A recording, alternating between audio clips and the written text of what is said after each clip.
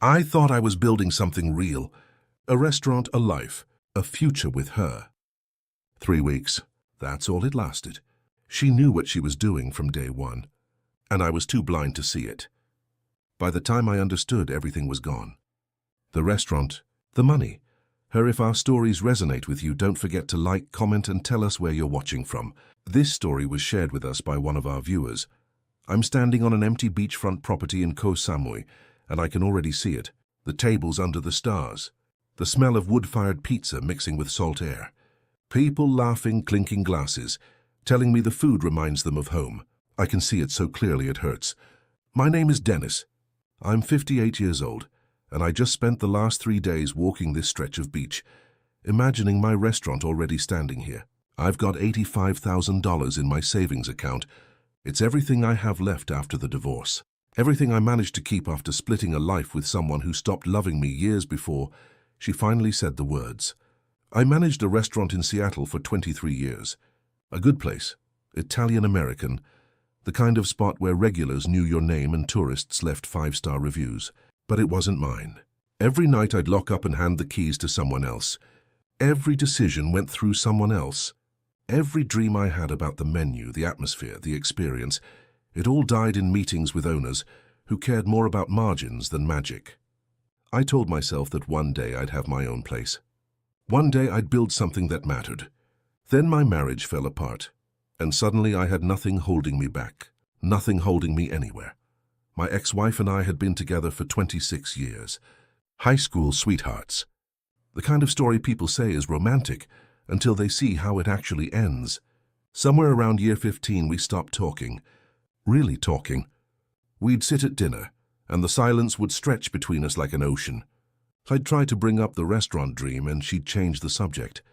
I'd suggest we take a trip, and she'd say we couldn't afford it. But we could afford her new car, her shopping trips, her salon appointments every week. I'm not saying I was perfect. I worked too much. I stopped trying to impress her. I let myself get comfortable in the numbness. But when she finally said she wanted a divorce, I wasn't surprised. I was relieved. The settlement took almost everything. The house, half my savings, the truck I'd bought with my first bonus check. I moved into a studio apartment that smelled like old carpet and tried to figure out what 58 years old and alone actually meant. That's when I remembered Thailand. I'd been there once before, 15 years ago.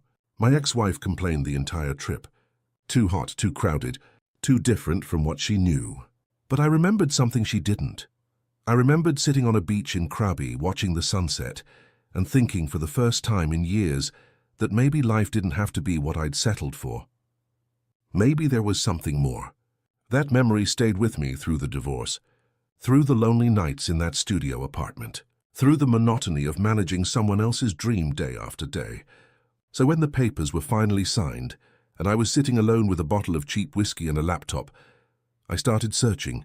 Businesses for sale in Thailand, beachfront properties, cost of living, stories of expats who'd retired there and never looked back.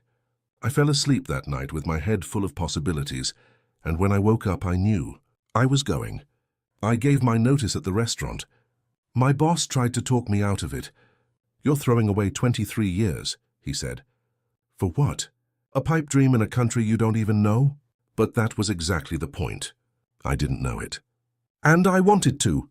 2 months later, I landed in Bangkok with 2 suitcases, $85,000 in my account, and a dream I'd been carrying since I was 25.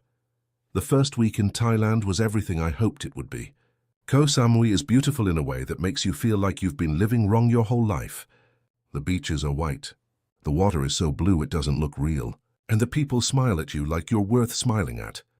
I rented a small villa on the hillside overlooking Chaweng Beach. Nothing fancy. Just 2 bedrooms, a kitchen and a balcony, where I'd sit every morning with coffee and watch the sun come up over the ocean. I felt alive for the first time in years. I spent my days walking the beaches, looking at properties, talking to real estate agents who spoke just enough English to get by. I'd point at empty lots and they'd nod and say, "Good for business." "Very good." I'd ask about permits and they'd smile and say, "No problem. We help you." Everything felt possible. Everything felt easy. I should have known that was the first warning sign. But I didn't want to know. I wanted to believe that starting over could actually be this simple. Then I met her. I was at the night market in Choweng, trying to buy vegetables I didn't recognize from a vendor who kept laughing at my terrible attempts at Thai. I was holding up a strange purple eggplant and making confused faces when I heard a voice behind me. "You need help?" I turned around and there she was, Juanita. She was beautiful in a way that didn't need makeup or effort, maybe mid-30s, with long black hair pulled back in a simple ponytail and a smile that made you feel like you'd known her for years. She was wearing jeans and a white t-shirt, nothing fancy, but she carried herself with a confidence I'd forgotten existed. "Is it that obvious?" I asked, laughing. She grinned. "Little bit. You look very lost." She talked to the vendor in rapid Thai, then turned back to me. "She says you're picking the wrong vegetables. These ones are better." She pointed to a different pile. I bought what she suggested, and we ended up walking through the market together. She told me her name was Juanita, that she'd grown up in Bangkok but moved to Samui 8 years ago. She worked as a tour guide, showing foreigners around the island, helping them find the places tourists never see. "It's good work," she said, "but not stable. Some months are good. Some months I barely make rent." I told her I was looking to open a restaurant. Her whole face lit up. "That's amazing," she said. "Not many people have the courage to start over like that, especially at your age." She said it without malice, just honest observation, and somehow that made it feel like a compliment. We talked for maybe 30 minutes, about Thailand, about Seattle, about what it's like to leave everything behind and try to build something new. When we finally said goodbye, she handed me a card with her phone number. "If you need help with anything, call me," she said. "I know everyone here. I can make things easier for you." I thanked her, tucked the card in my wallet, and figured I'd probably never use it. 2 days later, I was standing in a property office with a lease agreement I couldn't read and an owner who didn't speak English. I remembered Juanita's card. I pulled out my phone and called. She answered on the second ring. "Dennis," she said, and I was surprised she remembered my name. "I was wondering when you'd need me." She met me at the office within an hour. She walked in wearing a sundress and sandals, but the moment she started talking to the property owner, her whole demeanor changed. She was professional, sharp. She asked questions I hadn't even thought of. She pointed at sections of the contract and argued in Thai, her voice firm but not aggressive. After maybe 20 minutes, she turned to me and smiled. "He was trying to overcharge you," she said. "I told him you're my friend. He'll lower the rent by 30% and include utilities for the first 6 months. I stared at her, amazed. "I didn't have to do that," she shrugged, still smiling. "That's what friends do, Dennis." That was the first time she called me a friend, and something about the way she said it made me feel less alone than I'd felt in years. We started meeting every day after that. She'd take me to property owners, contractors, kitchen equipment suppliers. She'd translate everything, negotiate prices I never could have gotten on my own, explain the local customs and rules that I'd never understand without help. I was amazed at how connected she was. Everyone seemed to know her. Shop owners, restaurant suppliers, local government officials.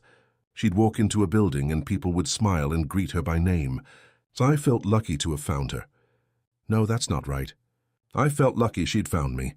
One morning, about a week after we started working together, we were having coffee at a beachside cafe, the kind of place with plastic chairs and the best iced coffee I'd ever tasted. She was showing me photos on her phone of different restaurant designs, asking what I liked, what felt right. Then she put the phone down and looked at me. "Can I ask you something personal?" she said. I nodded. "Why did you really come here, Dennis?" I thought about lying, about giving her the simple answer. But something in her eyes made me want to tell the truth. "I was married for 26 years, I said. And somewhere along the way I forgot who I was. I became this version of myself that fit into her life, into the job, into the routine. And when it all fell apart, I realized I didn't know who I was anymore. So I came here to find out." She reached across the table and touched my hand, just for a second. "I understand that," she said quietly. "More than you know." Then she told me about her life. She had a daughter, 9 years old, living with her mother in a small village near Chiang Mai. She sent money every month, as much as she could, but it was never enough to bring her daughter to the island. I miss her every day, Juanita said, and I could see the pain in her eyes. But there's no work in the village. If I go back, I can't provide for her. If I stay here, I can't be with her. So I'm stuck. She worked as much as she could. Tour guide jobs, translation work, helping foreigners navigate visas and business permits. I work hard, she said, but I never get ahead. I'm always just surviving, you know? I did know. I knew exactly what she meant. We sat there in silence for a while, watching the waves, and I felt a connection I hadn't felt with anyone in years. Not attraction, not yet, just recognition. Two people who'd been broken by life in different ways, sitting across from each other and understanding without having to explain. You're helping me build something, I finally said. Maybe we can build it together. She looked at me for a long time, her eyes searching mine. Then she smiled. I'd like that, Dennis. I'd really like that. The property we finally chose was perfect. Right on Lamai Beach. A small building with open-air seating and a view of the ocean that took my breath away every time I looked at it. There was room for maybe 25 tables, a kitchen that needed work but had good bones, a small office in the back, a bathroom that needed updating. But I could see the potential. I could see what it would become. The rent was 40,000 baht a month, about $1,200. The owner wanted a 5-year lease with the first 6 months paid up front. It was more money than I wanted to spend all at once, but Juanita convinced me it was worth it. This location is perfect, she said. You'll get tourists from the beach and locals from the village. You can't beat that. I signed the lease on a Friday afternoon. Juanita was with me the whole time, her hand on my shoulder telling me I was doing the right thing. When it was done, when the papers were signed and the money was transferred, she hugged me. You did it, Dennis, she whispered. You actually did it. I felt tears in my eyes. For the first time since the divorce, I felt like I was building something that mattered. That night we went to dinner to celebrate. A small Thai restaurant, she said, was her favorite. The kind of place that doesn't have a menu, where the owner just brings you whatever's good that day. We drank too much wine. We laughed too much. And somewhere between the second and third bottle, the conversation got deeper. She told me about her ex-husband, how he'd left when their daughter was 2 years old, how she'd raised her alone while working 3 jobs, how she'd moved to Samoy hoping for a fresh start and found the same struggles in a different place. I told her about my marriage, about the silence that had grown between us, about the feeling of waking up next to someone and realizing you were completely alone. She listened without judgment, without trying to fix anything, just letting me talk. When I finally stopped, she reached across the table and took my hand again. You're brave, Dennis, she said. Most people talk about dreams their whole lives. You're actually doing it. I felt my throat tighten. No one had said anything like that to me in years. When we left the restaurant, the air was warm and the street was quiet. We stood on the sidewalk, the ocean somewhere behind us in the darkness, and she looked up at me. Thank you for trusting me, she said. Then she kissed me. It wasn't planned. It wasn't something I expected, but it felt right. We stood there for a long moment, her hands on my chest, and for the first time in years, I felt like maybe I wasn't too old to start over. Maybe I wasn't too broken to be loved. We can do this together, she whispered against my lips. You and me. We can build something amazing. I believed her.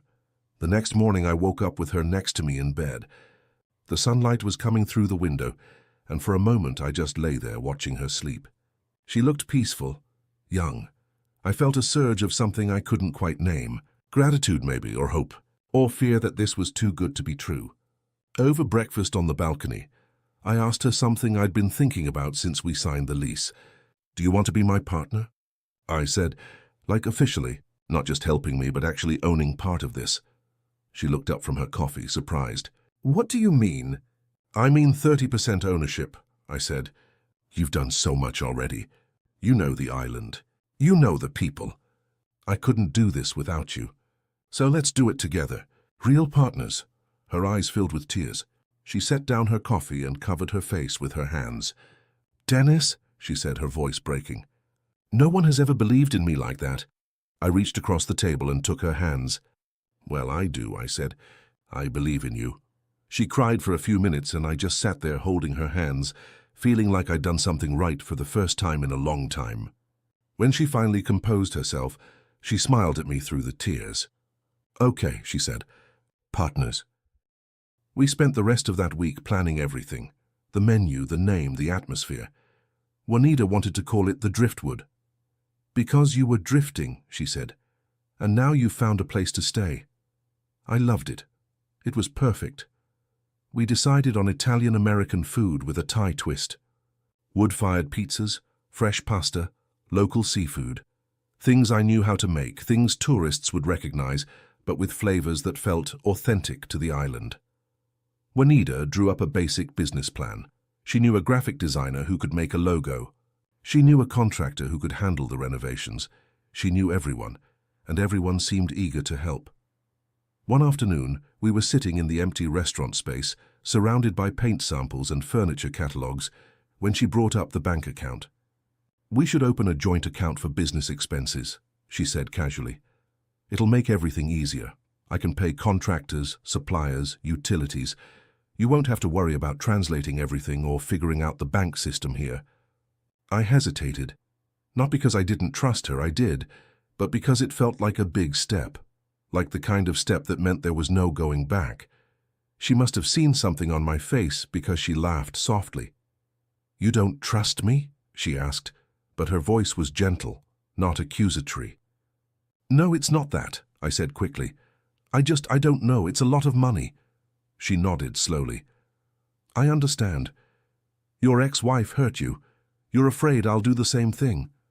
Her words cut through me because they were true. "Dennis," she said, moving closer and taking both my hands. "I'm not your ex-wife. I'm not going to hurt you. We're building this together, remember? I want this to work just as much as you do." Her eyes were so sincere, her voice so gentle, that I felt every doubt I had start to melt away.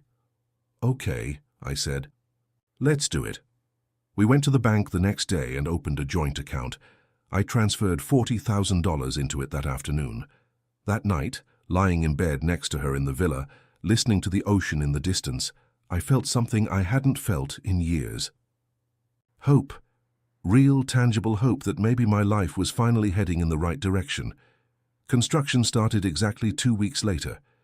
I wanted to be involved in everything. I'd show up at the property at 7 in the morning, ready to work, ready to understand what was happening.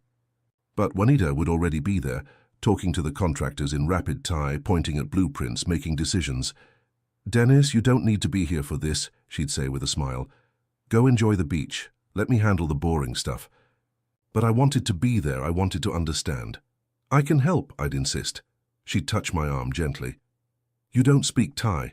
You don't know how construction works here. Trust me, okay? Let me take care of this part." So I did.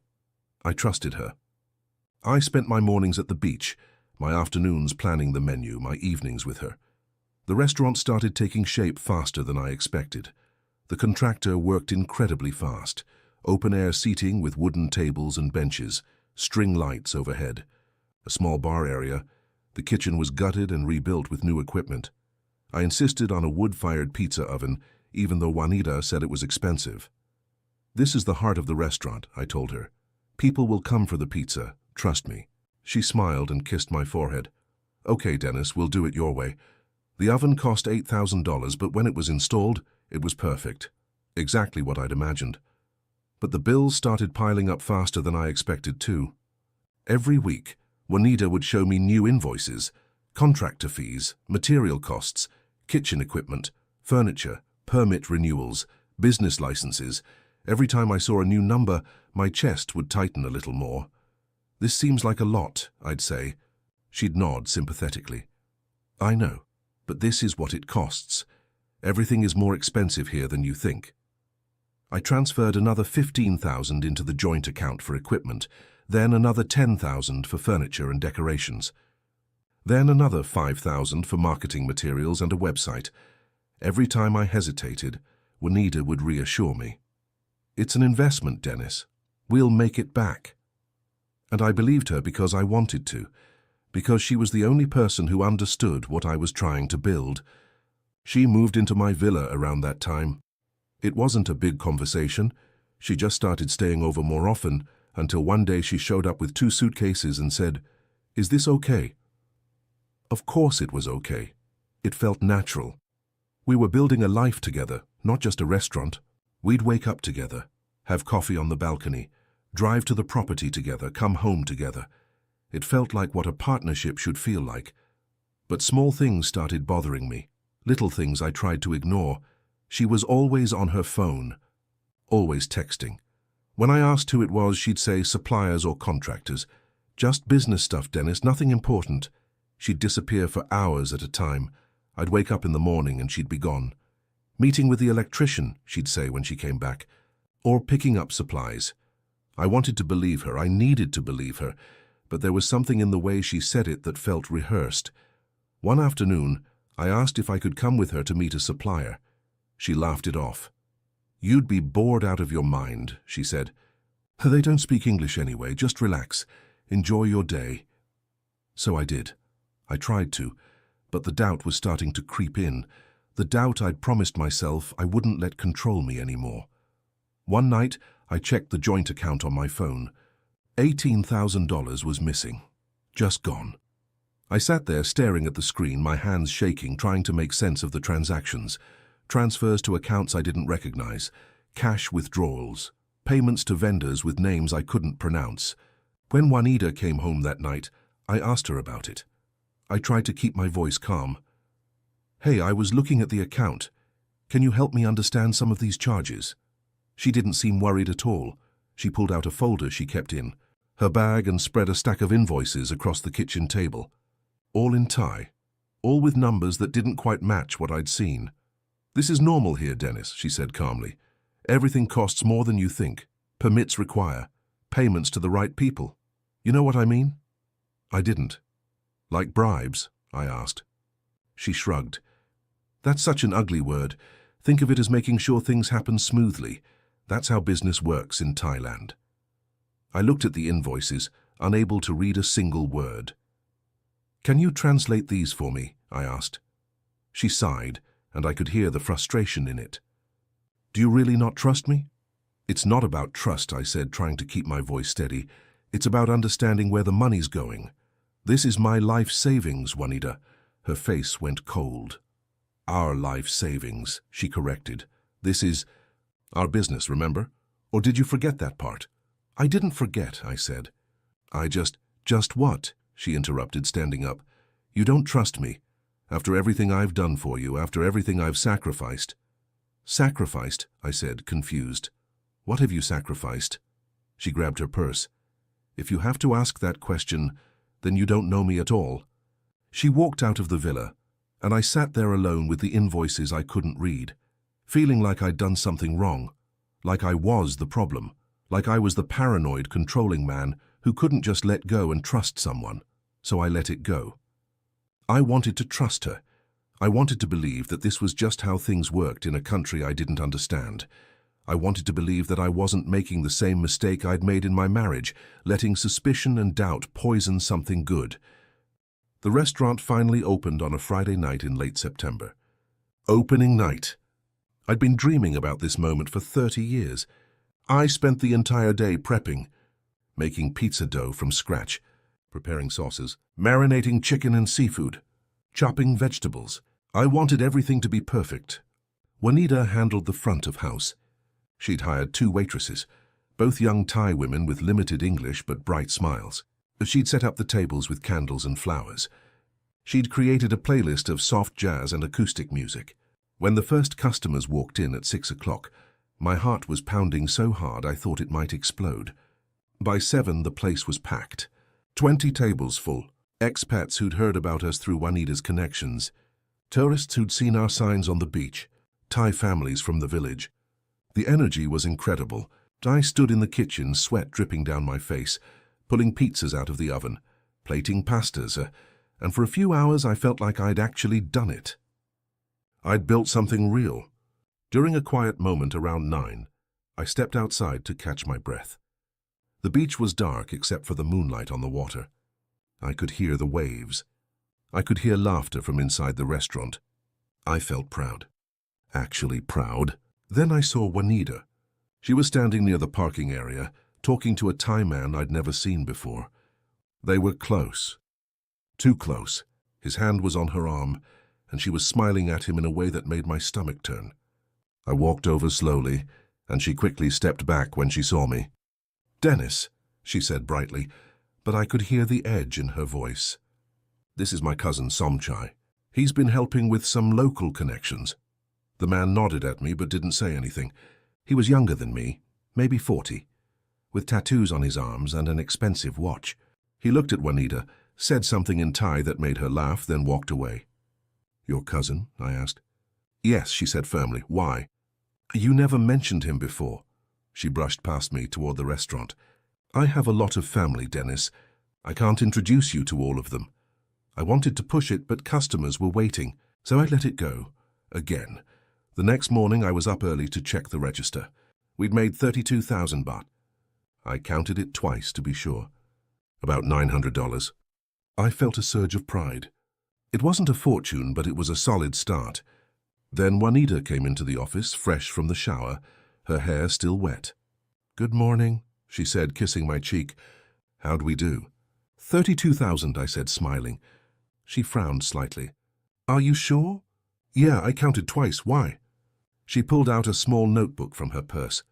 "I have 18,000 recorded." My smile faded. "What?" "No, it was definitely 32. I counted the register myself. Some customers paid me directly," she explained, her voice calm. "It's easier that way. Less confusing for the waitresses. I have it recorded separately." "Where?" I asked. She flipped through the notebook, showing me numbers in Thai script. "Here, see?" I couldn't read it. I couldn't understand any of it. "Juanita, why would customers pay you directly instead of the register?" "Dennis," she said, and her voice had that edge again. "This is how it works here. You don't understand the culture. You don't understand how business works in Thailand. You have to trust me." There was that word again, trust. Can we make a rule that everything goes through the register?" I asked. "That way we both know what's coming in." She stared at me for a long moment. "You're accusing me of stealing." "I'm not accusing you of anything," I said quickly. "I just want us to be on the same page." "We are on the same page," she said coldly. "You're just not reading it right." She left the office, and I sat there feeling sick to my stomach.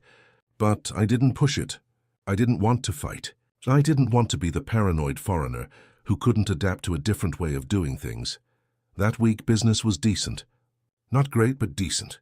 We were getting maybe 20 to 25 customers a night. Enough to cover costs, but not enough to make a real profit. Not yet, anyway. I kept telling myself it was early. Word of mouth takes time. We just needed to be patient. But Juanita started talking about hiring a manager. "Someone local," she said one evening over dinner. "Someone who understands the Thai customers and can help us expand." I put down my fork. "Expand? We just opened a week ago." "I know," she said. "But we need to think ahead. And you can't be in the kitchen every night forever. You'll burn out." "I don't need a manager," I said. "It's just the two of us. We can handle it." She looked at me like I was a child who didn't understand the world. "You don't know how things work here, Dennis," she said slowly. "If we want this to succeed, we need local expertise, not just mine. We need someone who can navigate relationships with suppliers, with the community. Someone who speaks the language. You speak the language," I pointed out. "I can't do everything," she snapped. Then she softened. "I'm sorry.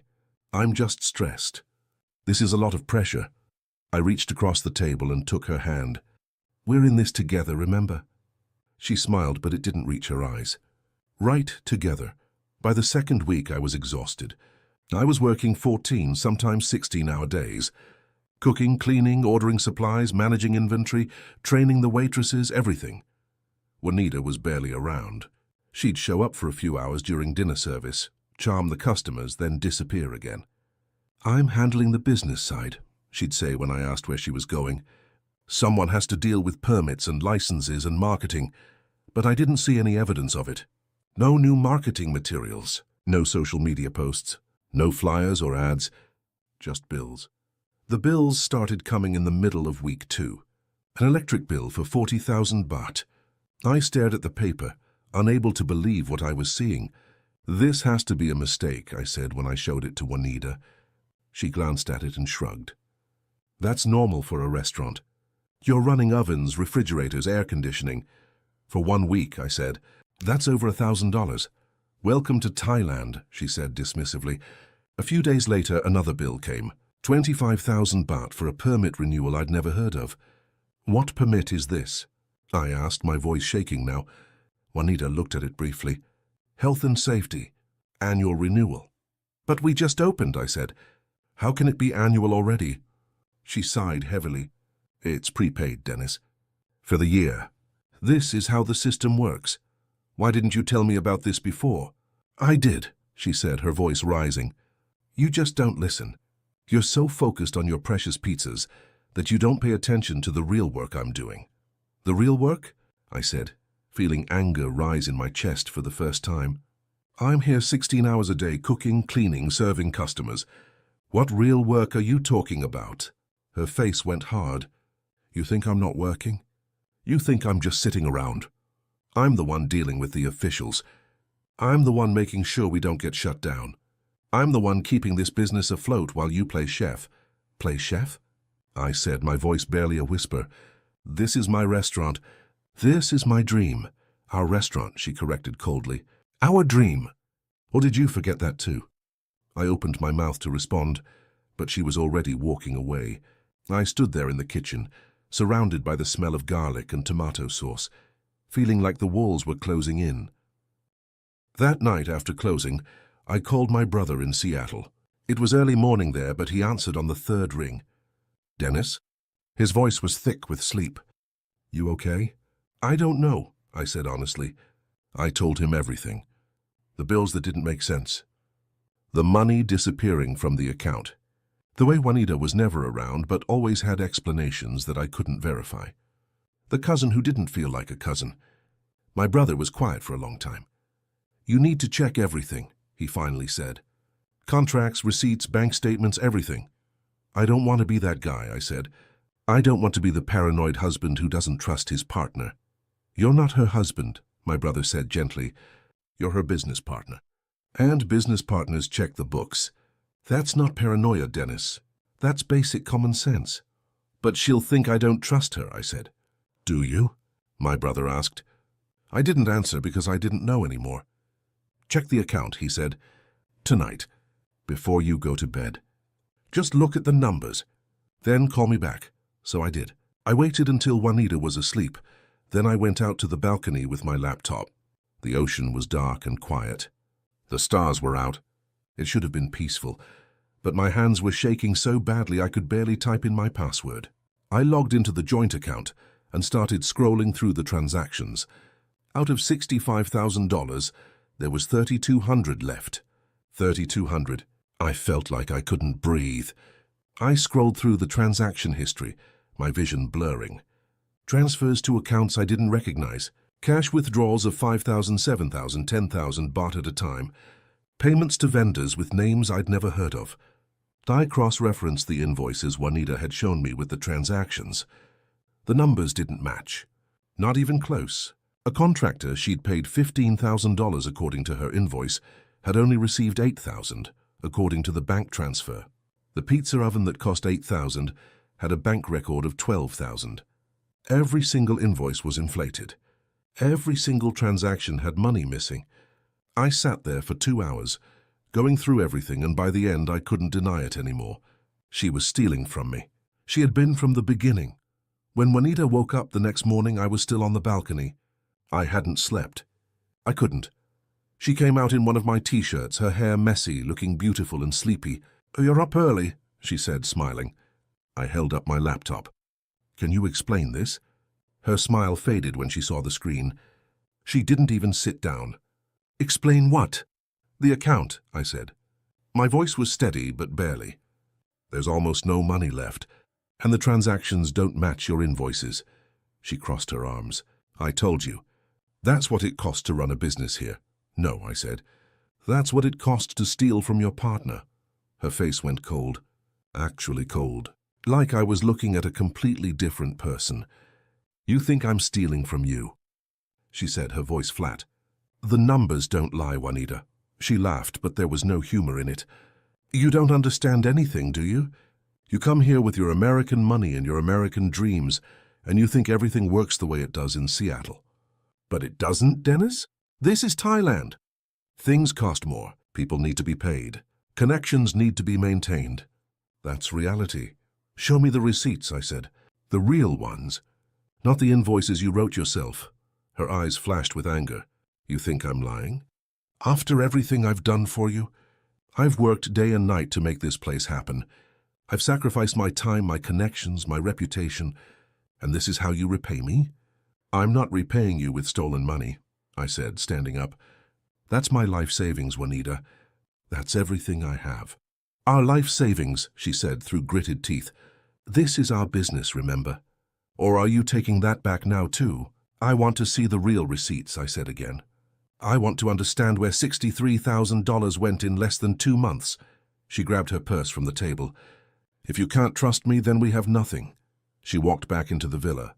I heard her moving around in the bedroom, opening drawers, zipping bags. What are you doing? I called after her. What does it look like? She shouted back. I'm leaving.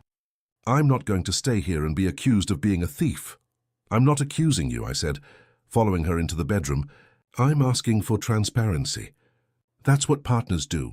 She spun around, her eyes blazing. You're not my partner. You're my employer. And clearly, you think I'm stealing from you. So I quit. She threw clothes into a bag, her movements sharp and angry.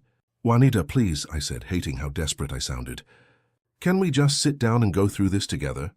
There's nothing to go through, she said, zipping the bag closed. You've already made up your mind about me. You think I'm some poor Thai girl trying to scam the rich American. That's what you think, isn't it? That's not what I think, I said.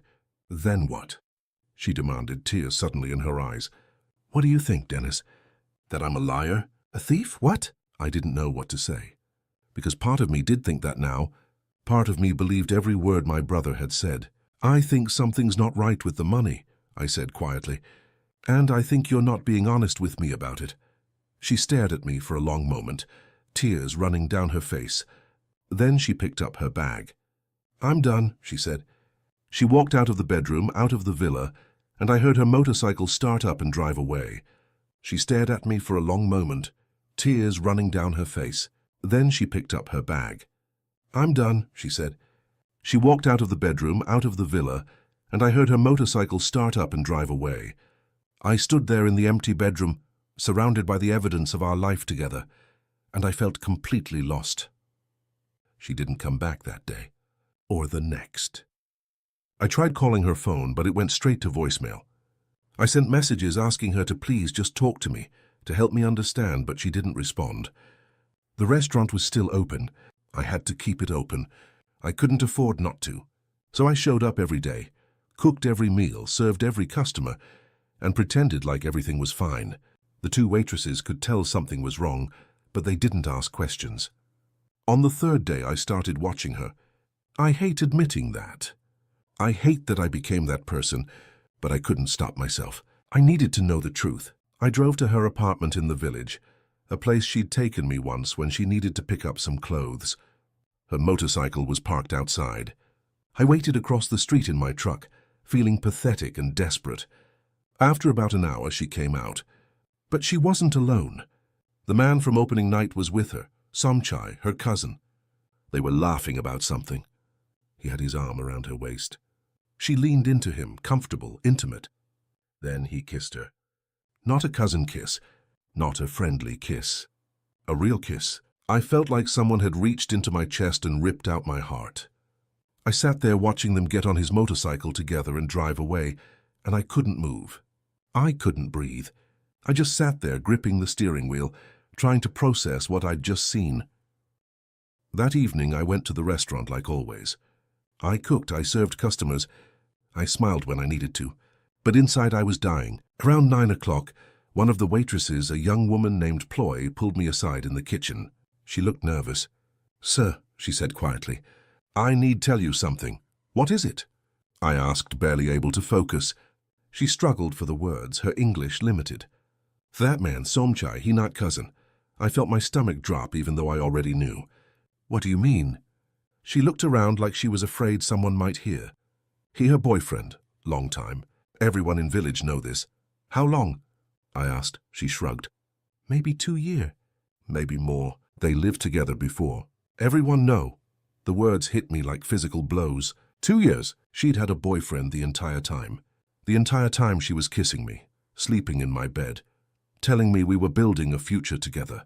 Why didn't you tell me before? I asked. Ploy looked down at her feet. Not my business. And Miss Juanita, she pay my salary. I need this job. I pay your salary, I said. She shook her head. She hire me. She pay me from other money. What other money? I asked, but I already knew. My money. The money from the joint account. She was paying the staff with money she'd stolen from me. Ploy touched my arm gently. Sorry, sir. You seem like good man. You don't deserve this. I thanked her and went back to cooking, but I was on autopilot. My mind was somewhere else entirely. Juanita finally came back to the villa that night. It was almost midnight. I was sitting on the balcony with a beer, staring at the ocean, when I heard the door open. She walked out onto the balcony, and for a moment she just stood there. She looked different, calmer, in control. We need to talk, she said, sitting down across from me. I waited. I'm sorry I left like that, she continued. I was upset. But I've had time to think and I want to fix this. Fix what? I asked. Ask the restaurant everything. She reached across and took my hand. I know you're worried about money. I understand that. And I'm sorry if I wasn't clear about expenses. But Dennis, we can make this work. We just need a little more capital to get through this rough patch. I pulled my hand away. Capital? Just 200,000 baht, she said quickly. To cover some outstanding bills and get us through the next month. Once we're profitable, we'll be fine. I stared at her. I don't have 200,000 baht. You have savings, she said. You told me you kept some money aside for emergencies. I kept $5,000 aside for emergencies, I said. For me, for my life. Not for the restaurant. Her face changed. The softness disappeared. So you won't help? She asked. Help with what? I said, my voice rising. Help you steal more money? Help you fund your life with your boyfriend? Her eyes went cold. I don't know what you're talking about. Somchai, I said. Your cousin. I saw you with him. I know he's your boyfriend. She didn't even flinch. You were spying on me. I was trying to understand who I'm in business with, I shot back. And apparently I'm in business with a liar. She stood up. You don't know anything about my life, Dennis. You don't know what I've had to do to survive in this country. You come here with your money and your privilege, and you think you understand struggle. But you don't. I know theft when I see it, I said. And I know manipulation. She laughed, harsh and bitter. You want to talk about manipulation? You manipulated me. You made me think we were partners, that we were building something real. But the moment things get hard, you turn on me, just like every other foreigner who's come through here. I didn't turn on you, I said. You stole from me. I worked for you, she corrected. I did everything for this restaurant. I found the location. I hired the staff. I dealt with the permits and the contractors and all the bullshit you couldn't handle. And you think you can just accuse me of stealing? You owe me, Dennis. I owe you, I said, standing up now. I gave you everything. I gave you money, a partnership, my trust. What more do you want? More money, she said flatly, because that's what it's going to take to save this place. And if you don't have it, then we're done. The words hung in the air between us. Then we're done, I said quietly. She stared at me for a long moment, her face unreadable. Then she grabbed her bag from inside and walked toward the door. You'll regret this, she said without turning around. You'll lose everything. The restaurant, the lease, everything. And it'll be your fault, not mine. Then she was gone. The next 3 days were hell. I tried to keep the restaurant running, but everything fell apart. The contractors showed up demanding payment for work I didn't know had been done. The landlord sent a notice saying I was behind on rent, even though I'd paid 6 months up front. The electric company threatened to shut off power. Every bill, every debt, every obligation came crashing down at once. I checked the bank account again. $700 left. Out of $85,000, I had $700. I couldn't pay the contractors. I couldn't pay the landlord. I couldn't even pay the waitresses their weekly salary. On day 21 of being open, I locked the doors. I sat alone on the empty patio of the driftwood, surrounded by the tables I'd carefully chosen, the string lights I'd hung myself, the pizza oven I'd insisted on. I stared at the ocean and tried to understand how I'd gotten here, how I'd lost everything so fast. My phone buzzed. A message from Juanita, just 4 words. "You should have trusted me." I didn't reply. What was there to say? She'd won. She'd taken everything. And I'd let her because I was lonely, because I wanted to believe in something, because I needed to feel like I mattered to someone. I spent the next 2 days packing up my things from the villa. Every item I put in my suitcase felt like another piece of my dream dying. The coffee maker we'd bought together, the photos I'd printed of the 2 of us at the beach, the menu drafts we'd stayed up late working on. All of it meant nothing now. I couldn't stay in Thailand. I couldn't afford to.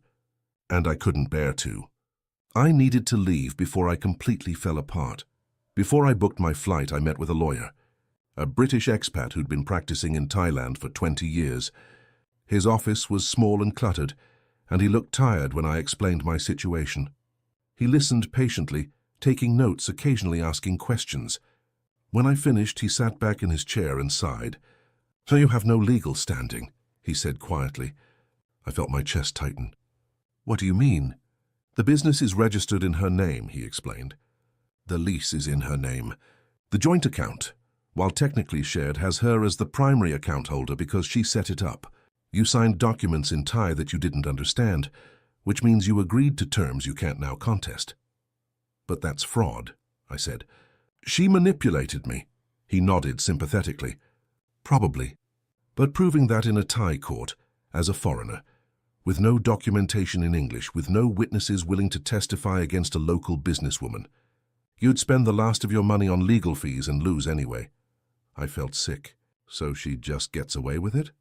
"I'm afraid so," he said. Then he leaned forward, his voice gentle. "Mr. Dennis, I see this happen 3 or 4 times a year. Foreign men come here, fall for a local woman, invest everything in a business or a house or a life together, and end up exactly where you are now. You're not the first, and sadly you won't be the last. What do I do?" I asked, my voice barely a whisper. "You go home," he said. "You rebuild, and you learn from this." I paid him his consultation fee with money I could barely afford to spend, and I left his office feeling completely hollow. I booked a flight back to Seattle for 3 days later. One way, I couldn't afford round trip. The night before I was supposed to leave, I drove past the driftwood one last time. I told myself I wouldn't, that I should just let it go, but I couldn't help myself. I needed to see it one more time. When I got there, I couldn't believe what I saw. There were people inside. The lights were on. Music was playing. Someone had reopened it. I parked across the street and watched. A new sign hung above the door. Different name, same location. Through the windows, I could see Juanita. She was behind the bar, smiling, chatting with customers. Chai was there too, working in my kitchen, using my pizza oven, cooking food I'd planned to serve. They'd taken everything. The restaurant, the equipment, the dream. And they were running it like I'd never existed. I sat there for maybe 10 minutes, watching the life I'd tried to build continue without me, and then I drove away. I didn't cry. I didn't scream. I just felt empty. Completely, utterly empty. The flight back to Seattle was long. 23 hours with layovers. I didn't sleep. I couldn't. I just sat there staring out the window at clouds and ocean and sky, replaying every moment in my head, every red flag I'd ignored, every question I'd been too afraid to ask, every time I'd chosen to trust instead of verify. When I finally landed at SeaTac Airport, my brother was waiting for me. He took one look at my face and pulled me into a hug. "I'm sorry," he said. We didn't talk much on the drive to his house. What was there to say? He'd warned me. He'd told me to check everything, and I hadn't listened. I stayed with him for 2 weeks, while I figured out what to do next. I had less than $3,000 to my name. No job, no home, no plan. I was 58 years old and starting over from nothing. Again. My brother tried to be encouraging. "You'll bounce back," he'd say. "You always do." But I didn't feel like bouncing back. I felt like lying down and never getting up. Eventually, I found a small studio apartment near Pike Place Market. It was tiny, barely 400 square feet, but it was cheap and it was mine. My brother helped me move in with the few things I'd brought back from Thailand. One suitcase, that's all I had left of my entire life. A friend of my brother's owned a diner downtown, and he offered me a part-time job. Washing dishes, prepping food, nothing glamorous, nothing that required skill or creativity, just work. I took it because I needed the money, and because I needed something to fill my days. The first few weeks back were the hardest. I'd wake up every morning in that tiny apartment and feel the weight of what I'd lost crushing down on me. Not just the money, the hope, the belief that I could actually build something meaningful. The idea that someone could love me for who I was and not what I had. I started seeing a therapist in October. Her name was Dr. Sarah Chen, and my brother insisted I go. "You need to talk to someone," he said. "You're not okay, Dennis, and that's okay, but you need help." Dr. Chen was patient with me. She let me talk for the first 3 sessions without really pushing back on anything. I told her about the divorce, about Thailand, about Juanita, about how stupid I felt for believing it was real. "You're not stupid," she said during our 4th session. "You were vulnerable, and people like Juanita are very good at identifying vulnerability and exploiting it. But I should have known better," I said. "I'm not some naive kid. I'm 58 years old. I've lived a whole life. How did I not see it?" She leaned forward. "Because you wanted to believe, Dennis. You wanted to believe that you could start over, that you could find love again, that you deserved happiness. Those aren't weaknesses. Those are very human desires. Juanita didn't prey on your stupidity. She preyed on your hope." Her words hit me hard because they were true. I had wanted to believe, desperately. "How do I move forward from this?" I asked. "One day at a time," she said. "You acknowledge what happened. You grieve what you lost. And you slowly rebuild trust in yourself and in the world." "What if I can't?" I asked. "What if I'm too broken?" She smiled gently. "You're here, aren't it? You're still trying. That's not broken, Dennis. That's resilient. I've been back in Seattle for 3 months now. It's January, cold and grey, and I'm working at the diner 5 days a week. It's not the life I imagined when I left for Thailand. It's not the dream I spent 30 years building in my head. But it's a life. It's something. Some nights I still think about her. About Juanita. I wonder if she thinks about me at all. If she feels any guilt about what she did. If any of it was real for her, even for a moment. I'll never know. And I'm starting to accept that maybe I don't need to know. My brother asks me sometimes if I'd ever go back to Thailand. Not to find her or confront her. Just to go back. To try again. I shake my head every time. Not because I hate Thailand. I don't. The country was beautiful. The people, most of them, were kind. But I can't go back to the place where I lost myself so completely, where I ignored every instinct I had because I was afraid of being alone. I hate that I let loneliness control me, that I made decisions based on fear instead of logic, that I trusted someone not because they'd earned it, but because I needed them to be trustworthy. Those are the things that keep me up at night. Not the money, though that hurts. Not the restaurant, though that dream is dead. But the realization that I betrayed myself, that I knew something was wrong and I looked the other way because the truth was too painful to face. Dr. Chen says I'm being too hard on myself, that everyone makes mistakes, that the important thing is learning from them and moving forward. I'm trying. I really am, but it's hard. Last week I was walking through Pike Place Market during my lunch break, and I saw a couple. The woman was Thai, maybe 30s. The man was older, American, probably my age. They were laughing, looking at spices, and she was translating labels for him. He had his arm around her waist, and she looked at him with what seemed like genuine affection. I felt my chest tighten. I wanted to walk up to him and warn him, tell him to be careful. Tell him to verify everything. Tell him not to put all his money in a joint account. But I didn't, because maybe their story is different. Maybe she's not like Juanita. Maybe he'll be one of the lucky ones who actually finds what he's looking for. I hope so, I really do. I don't want to become the bitter old man who thinks all relationships are scams and all people are out to get you. That's not who I want to be. I'm not angry anymore. Anger takes energy I don't have. I'm just tired. And a little wiser. And maybe that's enough for now. The other day, Frank, my boss at the diner, sat down next to me during a slow afternoon shift. He's 63, been running the place for 30 years.